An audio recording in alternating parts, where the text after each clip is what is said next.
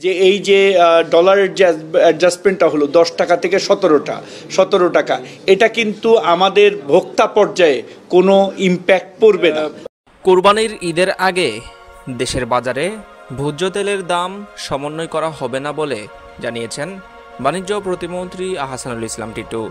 মঙ্গলবার 21 মে সচিবালয়ে সরকারি ক্রয় সংক্রান্ত মন্ত্রিসভার বৈঠক শেষে নিজ দপ্তরে সাংবাদিকদের তিনি এ তথ্য জানান।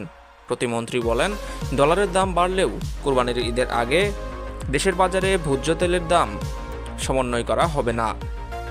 আমরা আমদানি নির্ভর পণ্য, বিশেষ করে ভোজ্য তেলের কোনো অ্যাডজাস্টমেন্ট করব না। তিনি বলেন, আশা করছি উৎপাদনকারী ও আমদানিকারক যারা আছেন ঈদ পর্যন্ত নতুন করে তারা কোনো মূল্য বেঁধে দেবেন না, পুরনো মূল্যেই তারা সরবরাহ করতে পারবেন।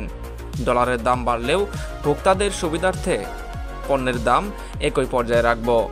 তিনি আরও বলেন, রমজানের পরে বাজার স্থিতিশীল ছিল, সামনে আবার কুরবানির ঈদ আসছে।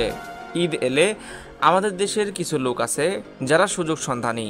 সরবরাহ ঠিক থাকার পরেও জিনিসপত্রের দাম এক জায়গায় বেড়ে যায়। গত রোজার ঈদের সময় যেভাবে মনিটরিং করেছি, প্রধানমন্ত্রী আমাকে আবারও সেটি করতে বলেছেন। ঈদে যাতে ভোক্তারা কোনো অসুবিধায় না পড়েন, ন্যায্য মূল্যে জিনিসপত্র পান, সেজন্য দিক নির্দেশনা দিয়েছেন প্রধানমন্ত্রী।